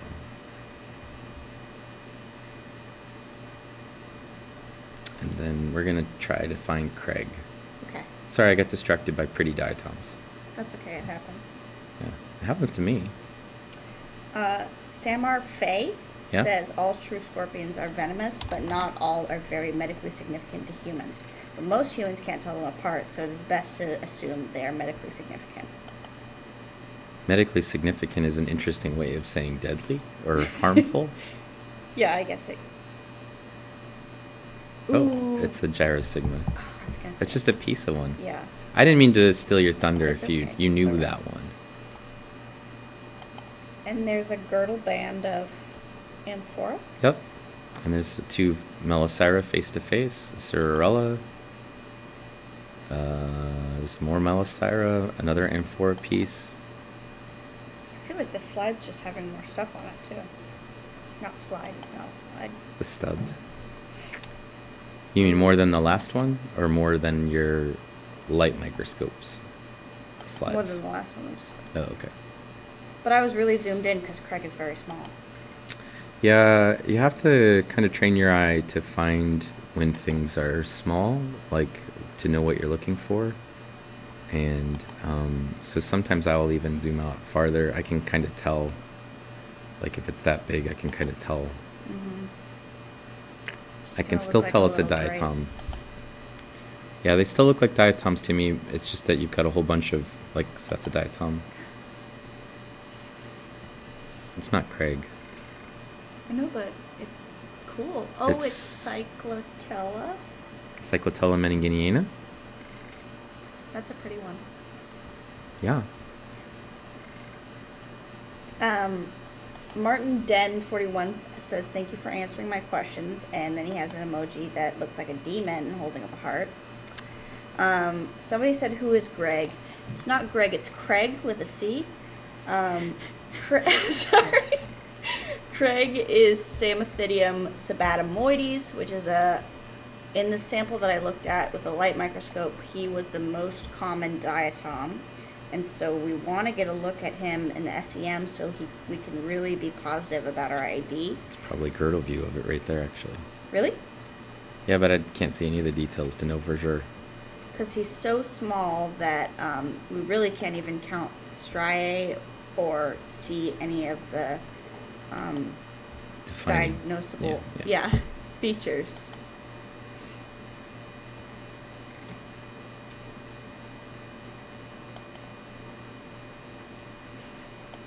Craig is the guest of honor, yes. Yeah, well, we've got to find him before he gets any honor from us. Well, you maybe just found him sideways. It's like hunting for Bigfoot. A little bit. Martin Den 41 just subscribed. Oh, wow. That's notable, right? Yeah, thank you for subscribing. So, subscribers in Twitch get access to the emotes. Mm-hmm. If you click on this button, then I have Diatom emotes. That's what these all are. Those are my emotes. Cool. And Did you then- hand make these? Yeah, those are all from either my artwork or photographs from the SCM Cool. that I also colorized. That's also my artwork. And then I animated some of them and everything else. So it gives them access to those, and then they support the channel. They basically it's $5 to subscribe, but then $2.50 of it comes to us, and $2.50 goes to Elon Musk or whoever. Elon Musk. Yeah, no, Jeff Bezos. Yeah, probably. Whoever owns YouTube. No, he Or owns Twitch? Twitch. It's Bezos. Oh, So Daddy Bezos. right, Teddy Bezos. But that money, the $2.50 that I get, I use to buy supplies for the lab, and also I've used it to send students to Japan and Argentina for my grad students that are in my lab. When they travel and there's no funding for stuff, I'll use the Twitch money to pay for it. So Nothing more variant. Just said Craig. Scientific name: Homeowner Association Grildadia. yeah, that sounds about right. Somebody else said that Half-Dead 422 said, you're doing a great job with chat. Don't worry, even if you are yelling at us. Oh, did you put stuff in all caps? No, I didn't. I just said it's not Craig. It's not Greg. It's Craig. Oh, I see. Well, that's a Sorry, navicula. everybody. This one's a navicula, Yeah. not Craig. Yeah. That's Not Craig. that's another not Craig. That's a acnanthidium, I think. Oh, really? Yeah. That might be Cranston. Cranston? Yeah. Okay. I don't have a decoder ring to get them from their real diatom names to middle-aged white man name, but you do. Greg is a different species for those that asked. Whoa, whoa, whoa. What's happened? People are subscribing? Oh, somebody maybe sent a gift subscription. Oh yeah, there's a whole bunch. Yeah, so Martin Eden gave 10 gift subs to the channel. So they spend a bunch of money and then randomly give everybody else who was here basically access to the emails. Cool. So that is a big deal. Thank you. And that money will doesn't go to me at all. I have a salary job, so I don't take any money from Twitch. I only use it to support student research. So, and we can use that money to also help pay for some of Jenna's time on the SM if we would like to. So thank you very much for that. What are you giggling about? Somebody said, wherever do you pull these middle-aged white man names out of? It's a good question. It's just... She has a bank of them in her head. Dr. Stone said if you don't know the species name for something, just assign it a name and move on. And I got through all of the naming things football and banana and I don't Bowling know, pin. bowling pin, and then it's just what came to me first. Yeah. They're funny. The name isn't super important until we need to publish it. So I like to take the taxonomy. The part that people struggle with is usually the Latin names and what they're calling it. And I want them to focus on being able to identify it. So if you know what Craig looks like, then you know what Craig looks like. And it doesn't matter whether you call it Craig or you call it, whatever other name, Samathidium or whatever name the actual name is. I just want them to always call Craig, right? Mm-hmm. So you can call it buttons or banana or bowling pin or whatever. Sigma. Right, if you know the name, you might use it. So she's putting them usually into the right genus, and then she just puts like Craig, right? Mm-hmm. First name, genus, last name. And then when we get some time on the scanning electron microscope like we have now, we'll take some pictures, and then we'll take these pictures back and look at the real species and try to put real names on them. So rather than calling this thing bowling pin, we can call it Gomphanema spherophora, which might not come immediately to her, immediate thought process for you, where for me, I didn't call them by old men names, because I have a lot of friends that might have old men names and I don't want to insult them, But isn't it an honor to be named after a diatom? I don't know. I don't have any diatoms named after me. I've named them after people. Would you like me to name a diatom after you? Well, no one would ever turn that honor down. That's the highest honor a diatomist could have, I suspect. Okay. So, I don't think it's necessary, but I wouldn't say no. Okay. For those that asked, we do also have a Greg, separate from Craig. So a whole separate genus. It's important that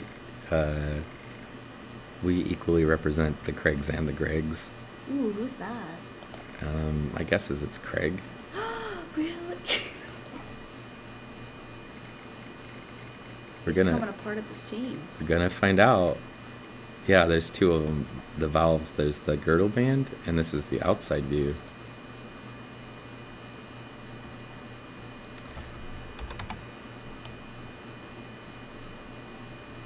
It looks like Samathidium.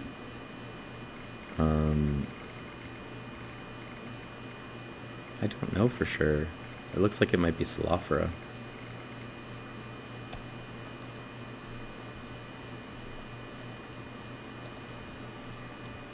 Somebody said, I heard of one mycologist name a fungus that only grows from poo after another mycologist he hated, and that made me laugh.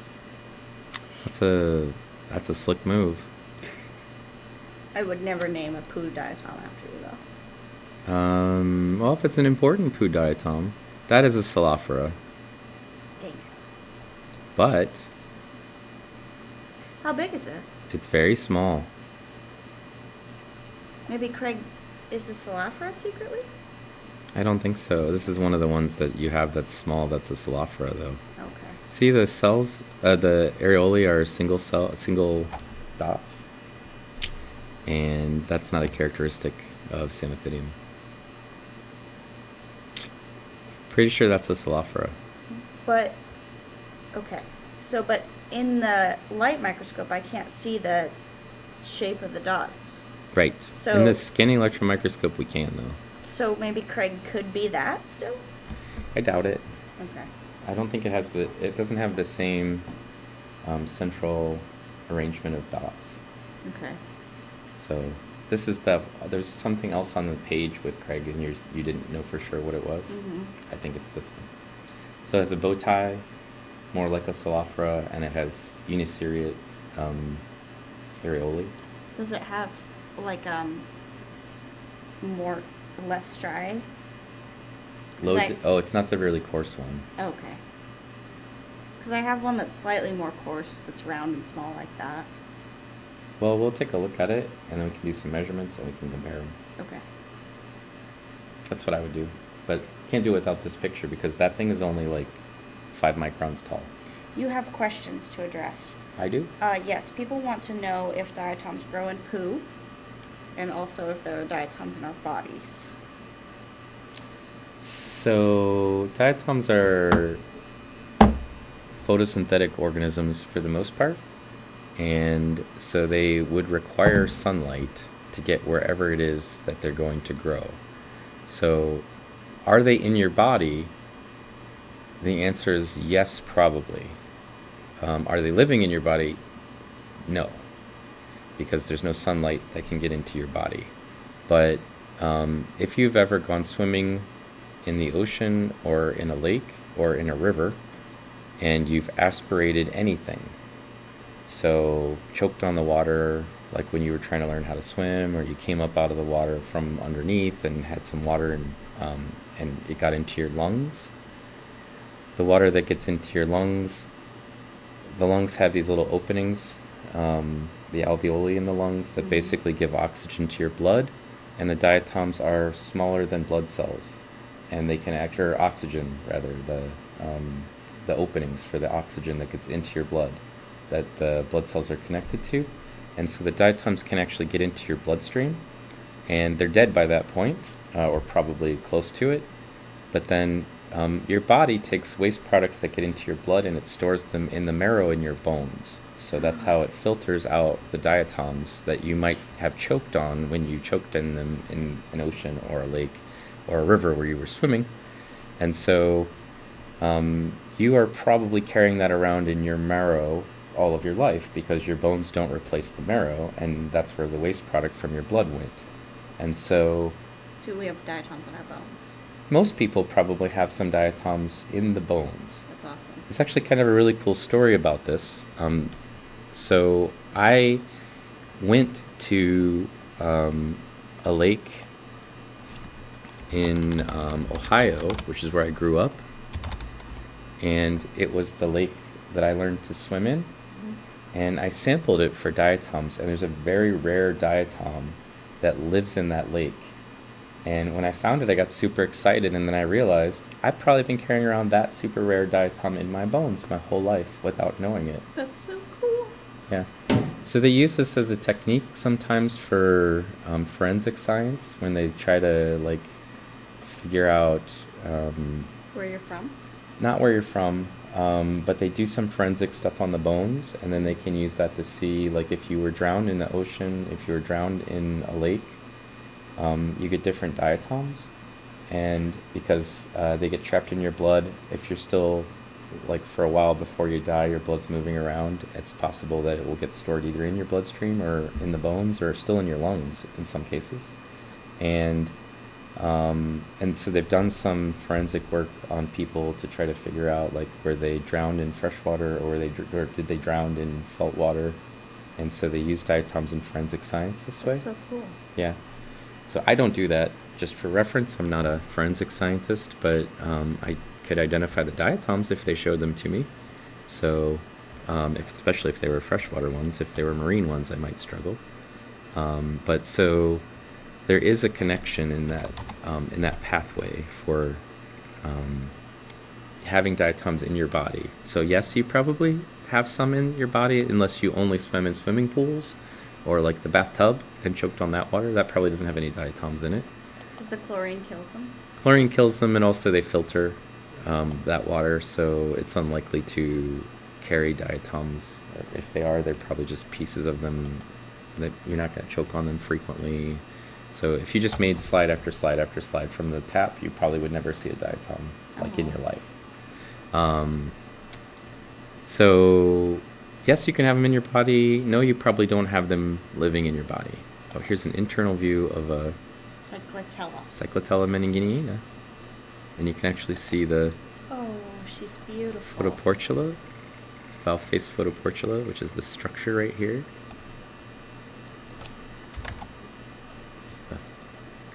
You're very like Tony Stark with this machine. You know, you're like doing all the. It's you know, like I told you, it's like driving a car. Oh, I didn't want to do that. I want to do this.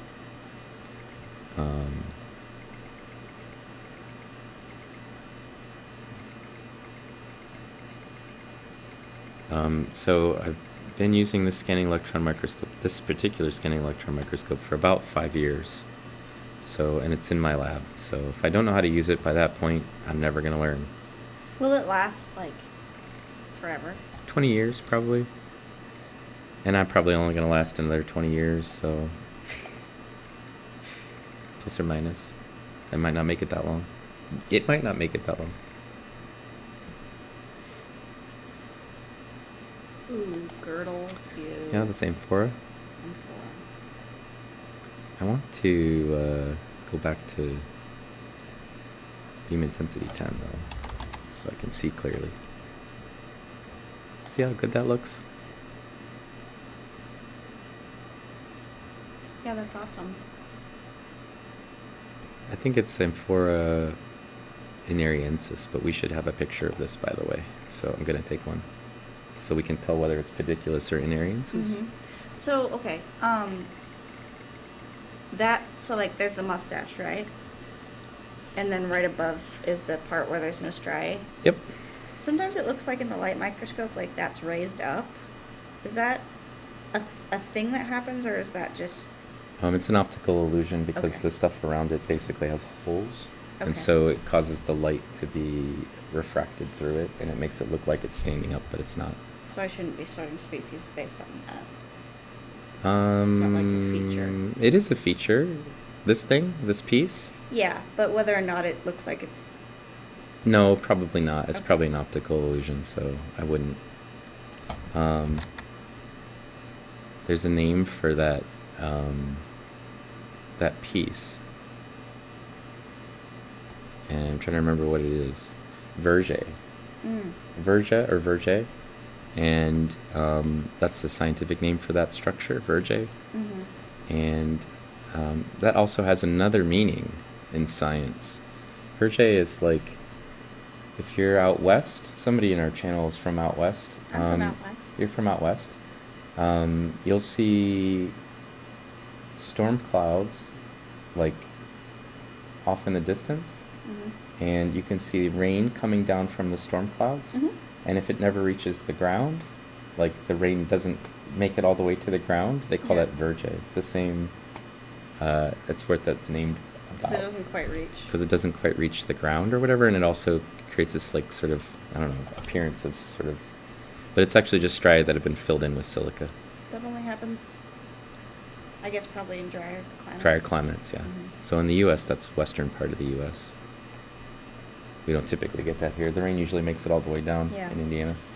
My hometown gets 10 inches of rain annually. 10 inches? Terre Haute gets 43. Yeah. So it is 4 times as rainy here. Yeah. When I used to live in New Mexico, I would come home to Ohio in the summer, and I could not touch anything. I would sit down on the couch and be like, why is the couch gross? It feels like it's wet. Yeah, everything feels moist. wet. All the surfaces felt wet to me. Everything, I would just sit there like this for like the first 2 weeks. Like, It's icky. it's icky. Yeah. And then you just get used to it. I haven't gotten used to it. Everything still feels icky to you? Well, it's like in the summer. In the summer, it does get a little sticky, but I feel like, but it was very stark coming from like New Mexico to Ohio in the summer. Yeah. Because I would come home for visiting my family and whatever when I was a grad student, and then I would just be like, I can't touch tables, I can't touch the couch. I would just be sitting like trying not to touch anything with my arms or my hands. Yeah.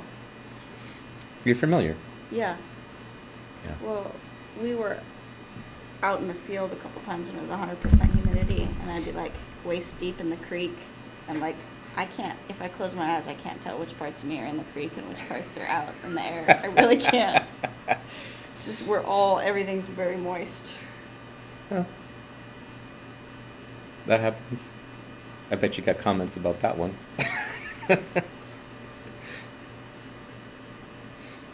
guess I can look. Somebody said it tried to rain, but it missed. Yeah. Very funny. Partly a super rare diatom. I am. Yeah. What if the swimming pool had an algae incident? Maybe. If it's a diatom algae incident. I'm in the Northeast, so it's going to a super dry place, yeah. Samar says it gets up to 12 inches of rain a year where they live. It doesn't reach the ground or it evaporates. Yeah, exactly. It's the Verge. It's the same issue. Look, see? That's beautiful. Yeah, I did an okay job. I sometimes take okay pictures with this thing. We should make that one 3D printed. Because it's like, is it like a where canoe? Did that thing that gave it to you, where did it go? Did you steal it? No, You steal my diatom? Is it shaped like a canoe? It's shaped like, 3D? That one? Yeah. That one's shaped like, when you go to the Olive Garden, you get a breadstick. It's kind of shaped like a breadstick. Okay. Yeah, it's like round on one side and kind of flat on the other side. Okay. This diatom that I'm holding is a 3D printed diatom. It's two halves that were glued together. It was printed with a resin printer. But this was actually created by taking pictures of diatoms in the Scanning Electron Microscope. And you can use photogrammetry, which is the same tool that they use for Google when they try to create objects in 3D in Google Earth, like trees and mountains have shape. Mm-hmm. So it's shaped from motion. And basically what we did is we tilted and rotated the stage and took the picture basically from the same spot over and over by rotating the stage. And then it could figure out what's the three-dimensionality of it from the pictures. Wow. Turned it into a three-dimensional object using some software. And then we turned that into an STL file and turned it into an actual three-dimensional object. So what I'm holding is the diatom that I described. It's a model of it, obviously, not the actual diatom, but it is literally like it's not somebody's idea of the diatom. It's actually what that diatom looks like, and it's in a handheld size. These are normally dust-sized particles, so this is part of my outreach tool set, where I can showcase what a diatom looks like as a full-size organism. It took 73 pictures on the SEM. It took me about 4 days of taking pictures of the same diatom over and over to do it. But then when we were done, I had a three-dimensional model of the species, and then it's a species I've described. So it's my species, but also my model, and that's pretty much how I'm like. I'm very like self-made. So like having something that's like my species that I described and also my model that I made and my SEM, that's my thing. So it's my jam. Yeah, so. We should make it can we 3D print it out of glass? So that it would I don't think you can 3D print stuff with glass. They have metal 3D printers. I don't know that I've ever heard of a glass 3D printer. Because it would be the most accurate if it was right. glass. Yeah, if we made it out of glass, that would be pretty cool. But there's a version of this that has a skin from the actual SEM, and then you can put it into a PDF, and you could actually spin it around in the PDF, and you could look at it from every angle with the skin on it, and you could actually see where the areolae and stuff were. Cool. Yeah, I have that somewhere as a file. So, printed in silica, yeah, that's that idea. What might be a good gift? I've made this available. The STL file for this is available. I think you can get to it from my Twitter account or X account, whatever you call it now. But I think I also put them in the Discord for my channel. So if you wanted the STL for that or some of the other diatom models that weren't made that way, they were made by basically building a computer model in a computer modeling program, not by SEM. That's the only one that we have that was made by SEM Pictures currently. Discord. Yeah, so you could get that in my Discord somewhere. I should probably just put it someplace where people could get it regularly because I get questions about it a lot. So, and then you were talking about this guy with the mustache. Mm-hmm. And that reminds me that on this one looks like it has two little eyes, and then the face, right? There's a nose and a mouth, a face, and two little eyes. That reminds me that I have googly eyes, so give me a second. Okay. And Ariensis, I think. So we're going to leave that open for a second, and then we're going to put some googly eyes on it, because that's what we do around here, right? We put the googly eyes on the thing, and we can just put them wherever we like here. I think they go right there. We can put this one we can put it like that, and then we got another googly eye. If you don't like it there, sometimes we do this is Commander Akbar style from Star Wars, right? Like way out. Mm-hmm. Where would you can place wherever you'd like. I think they should go right really close to each other. Oh, close together, right around the verge. Oh yeah, that looks very goofy, like a cookie goofy. And then you can, we can change the size. They don't even have to be the same size. There's super derpy looking, mm-hmm. And then you could give them cross-eyed, or you can just, you can. Yeah, that's good. I like the chaotic. Kind of random direction, yeah. Random size. That's excellent.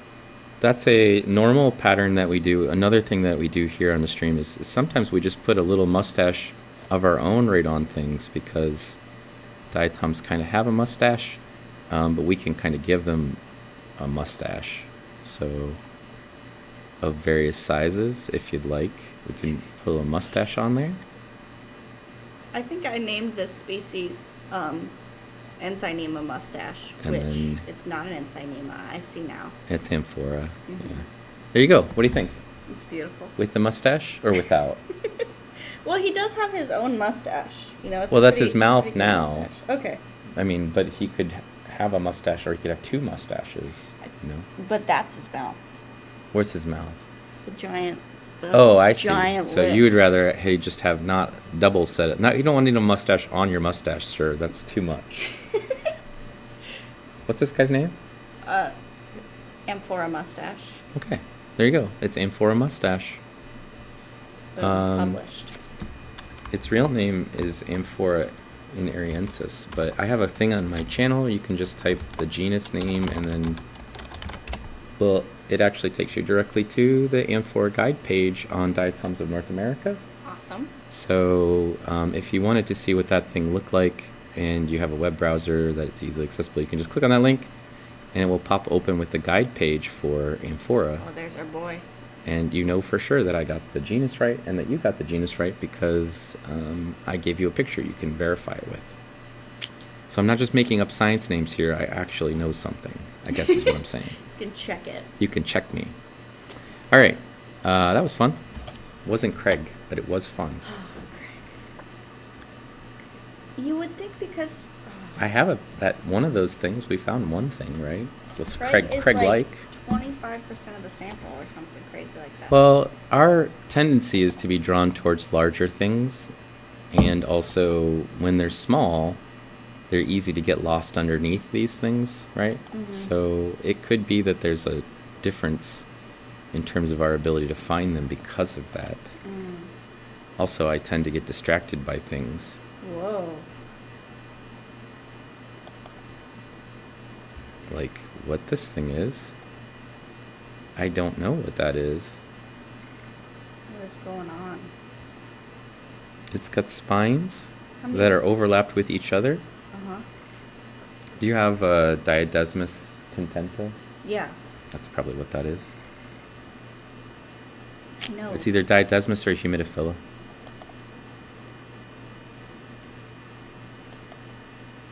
We don't have a valve view, so I can't tell you for sure which one it is, but it's one of those two.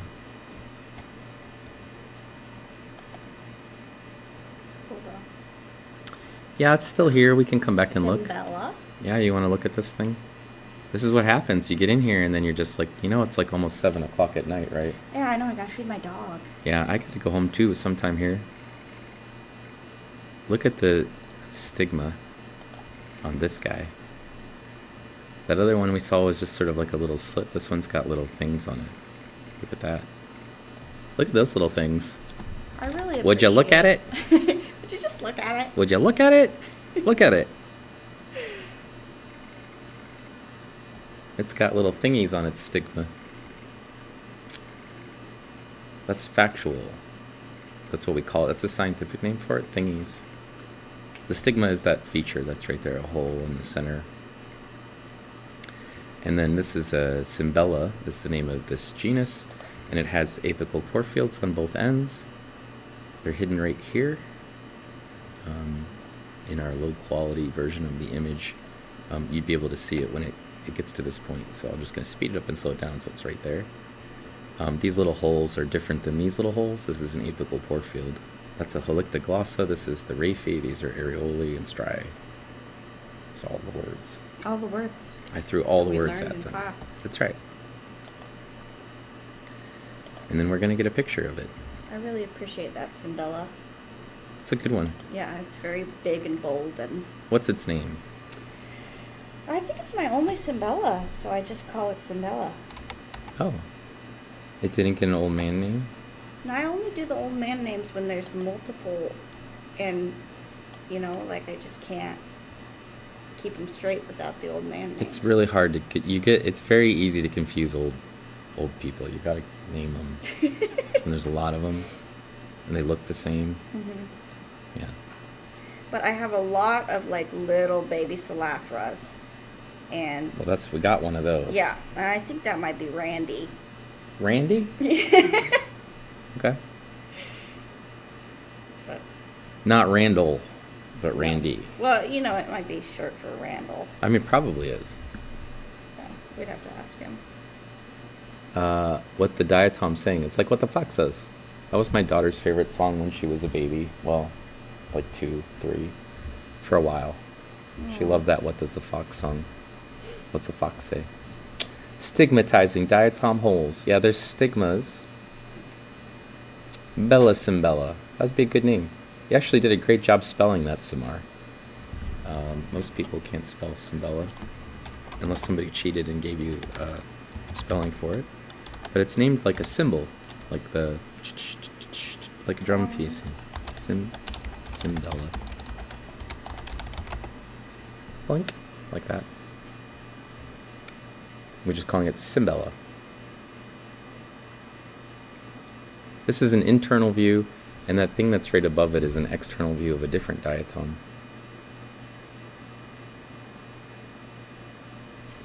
Does it help if you... Do you make fun of me? No, I was just curious. I needed to see if it helped. I'm trying to see who's up there.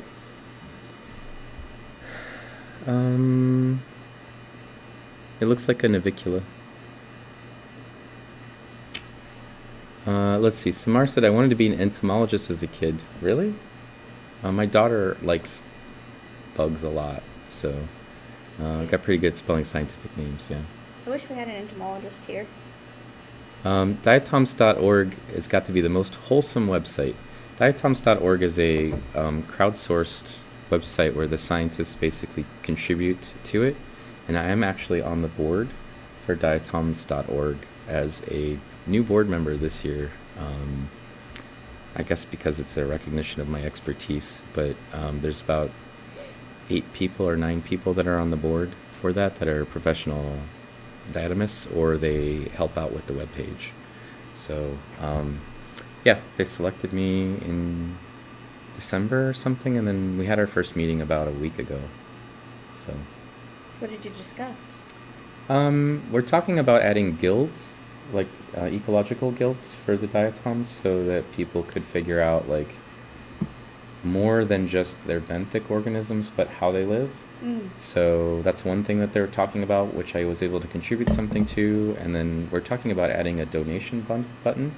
So it's Diatoms of North America Dona, and I was like, oh, we should call it Donate to Dona. So that was also my contribution. I think that everybody really liked that. Words. It's mostly what we talked about. So look at that cool It is a weird stigma. It's awesome. It looks great. It also should help us figure out which Symbella it is. It's not on Diatom's back. Calling it Symbella SP. You're sure? I looked. You're sure? Uh-huh. It's For sure? too Oh, big? it's this. I don't This remember. is. It's Bert? What'd you call him? Bert? Yeah, that's Bert. Yeah, I'm not sure which species it is. It's Navicula. Yeah, we have a lot. I have a lot of Bert. A lot of Bert. Yeah. You can never have too much Bert. Unless you're Ernie. I think maybe Ernie sometimes has too much Bert. I don't have one named Ernie. I should get one. That is a Gumphanema. Who's that little guy? That little guy? I wouldn't worry about that little guy. Oh, he's so broken. That is a Celophora. Oh. See the bow tie? Uh-huh. And the radiate striae again in the middle? Yeah. And it actually has a little bit of a canopium right there. Visible? See, that might be Greg. Probably. Not Craig. Not Craig, but Greg.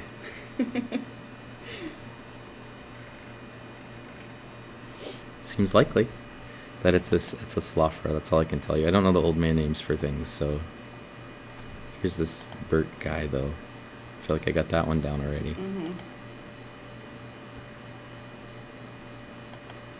Well, if we don't find Craig in the next, 5 minutes, probably I need to go home. Yeah. And you gotta take care of your dog. Yeah. And my wife is probably wondering why I haven't come home. And she knows what the SEM is like, so she's probably not that surprised. But we've been streaming for kind of a while now. No, neither of us have eaten in years. Right, I did eat lunch before we started, which is unusual. So But I just my had uptime crackers. is 2 hours. You said that it would be incredibly unlikely that we didn't find Craig. I still stand by that. It's in here. I'm pretty sure we'll find it. I just might need to look around a little bit more. Oh, look at this guy. Fragilaria? Yeah, that's a Fragilaria. Or a Sinedra, one or the other. I think it's Ulnaria, actually. Oh. Yeah, I think it's an Ulnaria. But it's in the same... It's the same group. Would lump them together. You gotta be keeping track of this stuff. Sorry. That's your job over there, ma'am. I'm finding your diatoms, and Somebody said that's a cheese grater. Which does look is a little valid bit- point. a little bit like one. Somebody else asked a question. What was the most exciting event in your field? The most exciting event in my field or your field? Probably about you. Why don't you answer it about turtles? Since it's supposed to be about what the stream is about. Like, the most exciting discovery? That's the Lacicera lacustris. Whoa. See the wavy surface? And he's got this big spikes all the way around? That's who I call him Blobbo. Blobbo. He doesn't look very blobby in the SEM though. No, he looks spiky. he looks pretty cool. That's amazing. Looks dangerous. I'm anybody with a spike collar, you gotta watch out for. Somebody said loofah buddy. Loofah. Oh, like a sponge? It could be a nice loofah. I don't know if it would be your buddy. I Somebody feel like said it would lotus pod energy. be kind of like a rough loofah.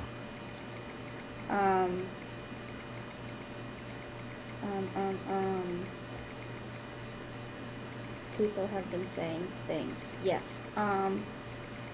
Okay, the most exciting event in your field. Your field. Like the most exciting discovery that's happened? Tell us something about turtles that excites you in your field. Well, I think it's really cool that alligator snapping turtles have a tongue that's shaped like a little lure, like a little worm, and they stick out their little tongue. Literal worm tongue. Yeah, and they dangle it. Literal worm tongue. Yeah, it's shaped like a little worm. Straight out of Lord of the Rings, worm tongue. I don't know what that is, but Lord of the Rings? I know what Lord of the Rings is, but I don't remember like a character named Wormtongue. There was a character named Wormtongue. Oh. Well, he has a little worm on his tongue, and he kind of jiggles it back and forth, and it lures in fish, just like when you're fishing with a worm.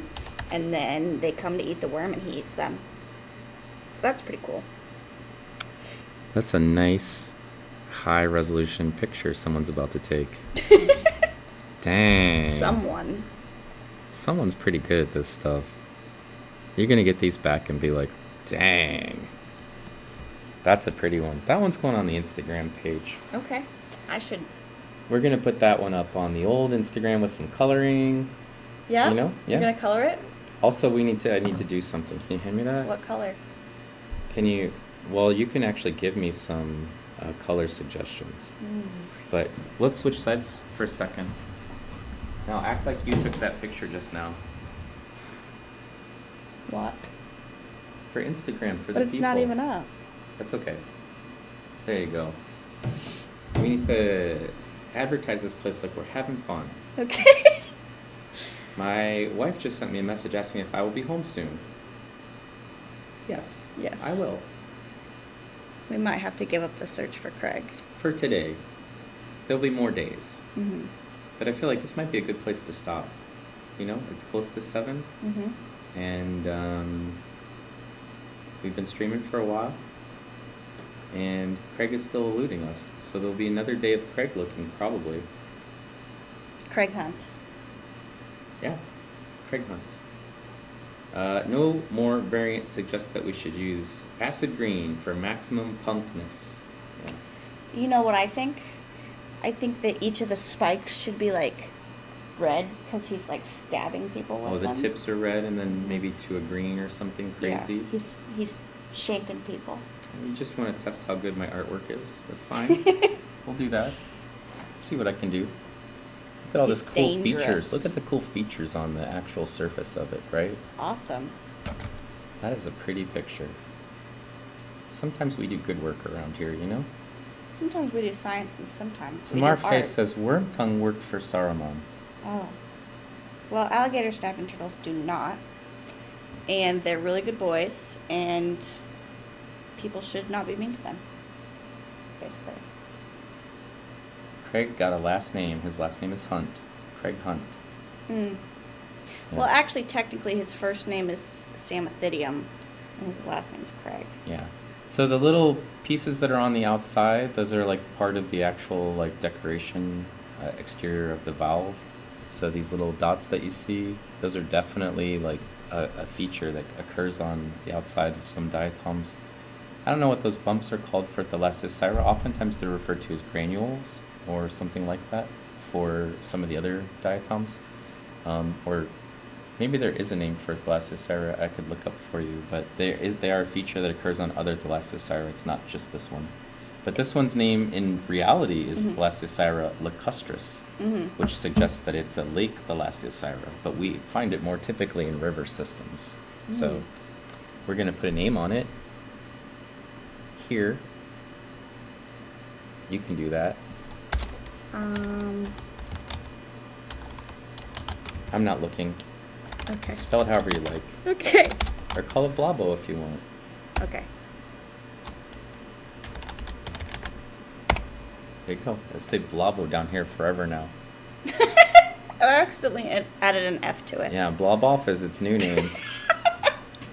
Its name Bloboff. is Bob Blah Blah. That's his lawyer's name is Bob Blah Blah. Bob Blah Blah. Yeah.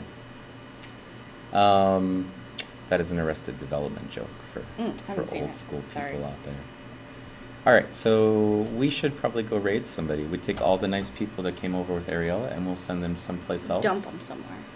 Dump them is maybe not the best language for it, but yeah, we're gonna dump them someplace. We're gonna take them someplace cool and share our new friends with some new friends for other people. That's what makes Twitch special. Okay. That's what it characterizes us. So I'm gonna let you decide where we're gonna send them. Out of choices, or? Yeah, you can choose I would prefer if it's one of these people over here that I follow. So, And this is how many people are currently on their stream? yes. So, and these people are, that tells you like art, science and technology, Minecraft, music. Witchwood. I don't know what Witchwood is. That's a game. Oh, I've okay. played it. Oh, you've played that game. Uh-huh. Okay. So Lethal Company, Maker Plays is a friend of mine. Auburn is a friend of mine. Ooh, Pottery Dojo. Oh, Pottery Dojo is a great place to send them. So he came and rated us last time we streamed, actually. So that's a great choice. Yeah, let's do it. So this guy, his name used to be Rhino Lion, but he changed it to Pottery Dojo. He's a very chill streamer. He does pottery on the stream, and then I think you can buy stuff from his store directly there as well. See, Misadventures in Astra says, my wife likes that game. So we just type raid, and then Pottery Dojo, and then if I did it correctly, it will take our viewers there. Maybe So he they'll could fill make in. some clay diatoms for us. If I asked him to, he probably would. That'd be super. I mean, I'd probably have to give him some model to say this is what it looks like. But he's a super nice guy, very, very laid back. And been friends with him for a very long time. So that'll be a great place to send him. Good choice. Thanks. And you like pottery? I took ceramics in high school and then again in college. So yes. I was the only science major in You the should class. make us some diatom pottery. Well, I don't have access to supplies anymore. Which is a I bummer. have friends in the art department here. Yeah? Yeah, the chair of the art department came into the same time as me. They're in my cohort. Do they have So like wheels and stuff? I think they have pottery wheels. I bet I could get you hooked up. That'd be awesome. Yeah, we could use molds from the resin. Actually, this was made with a mold from a latex mold or something originally. But, all right, well, we're gonna send people off. Thank you guys for the raid, and also for the subscriptions. So we had a whole bunch of subscriptions from Martine Den 41 or Martin Eden 41. I'm not sure which one it is. So thank you for that, to the community subscriptions, and then a bunch of follows today and a raid from Ariella Studios, so thank you for that. There we go. Is it off? When I push the stop streaming button, it will go off. See, we took our 36 people.